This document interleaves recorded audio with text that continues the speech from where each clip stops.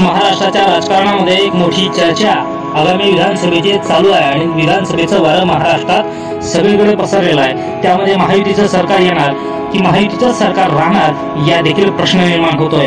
2024 ला लोकसभा निवडणूक झाली, त्यावेळेस महाराष्ट्रामध्ये परिस्थिती थोडीशी वेगळी राहिली, कारण होतं मराठा आरक्षण। आता तसंच विधानसभेला देखील होण्याच्या मार्गावर आहे का परिस्थिती थोडीशी वेगळी, हे पाहणं देखील आपल्यासाठी महत्त्वाचं आहे।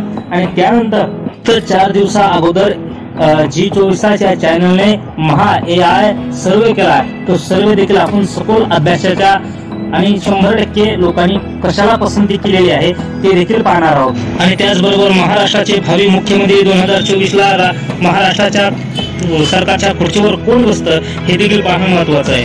G24 AI सर्वे काय सांगतो आणि पुन्हा महाराष्ट्राचं मुख्यमंत्री पद कोणाकडे येतं, या सर्व गोष्टी या सर्व प्रश्नाचं उत्तर आपण या व्हिडिओमध्ये पाहू।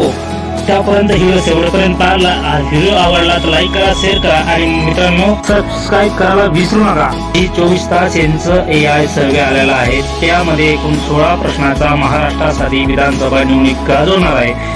ते नेमकं 16 प्रश्न पाहू। त्या अगोदर आपण त्यांचा पहिला प्रश्न कुठला आहे हे देखील पाहू। तर महाराष्ट्राचा निवडणुकीचा सर्वात मोठा महाराष्ट्राच्या दृष्टिकोनातून निवडणुकीच्या विधानसभा निवडणूक, त्यामध्ये सर्वात महत्त्वाचा प्रश्न आहे की महाराष्ट्रात कुठल्या मुद्द्यावर निवडणूक लढविली जाणार आहे ते आपण खाली। महाराष्ट्राच्या लोकसभेप्रमाणेच AI विधानसभेचा तो सर्वे दाखवला आहे, त्यामध्ये पहिलाच प्रश्न विचारला आणि विचारलेल्या पहिल्याच प्रश्नामध्ये त्यांनी एकूण 6 मुद्दे, त्यामध्ये पहिला मुद्दा आहे विकास, त्यानंतर दुसरा मुद्दा आहे कल्याणकारी योजना, त्यानंतर तिसरा म्हणजे महत्त्वाचा मुद्दा मराठवाड्यासाठी मराठा आरक्षण, त्यानंतर बेरोजगारी। 1 लाख लोकांना G24 तास या महा AI समाविष्ट केलं आणि 20 लोकांचे मत मुद्द्याला किती पसंती दिली। विकासाला 25% लोकांनी मतदान दिलं, कल्याणकारी योजनेला 20% दिलं, मराठा आरक्षणाला 10% दिलं, बेरोजगारीला 15%, भ्रष्टाचाराच्या मुद्द्यावर 15% लोकांनी मतदान दिलं, महागाई त्याला 15% लोकांनी। AI सर्वे आलाय, त्यामध्ये पहिला प्रश्न आपण पाहिला। दुसरा प्रश्न आपण पाहतोय की महाराष्ट्रामध्ये लोकसभेच्या ज्या काही निवडणुका झाल्या त्यानंतर महाविकास आघाडीची नेमकी स्थिती कशी आहे हे आपण पाहणार आहोत। हे प्रश्न त्यामध्ये 45% लोकांनी सांगितले चांगली आहे, 35% लोकांनी सांगितले कमकुवत आहे आणि सांगता येत नाही, म्हणून 20% लोकांनी आपलं मत दिलेलं केलेलं आहे।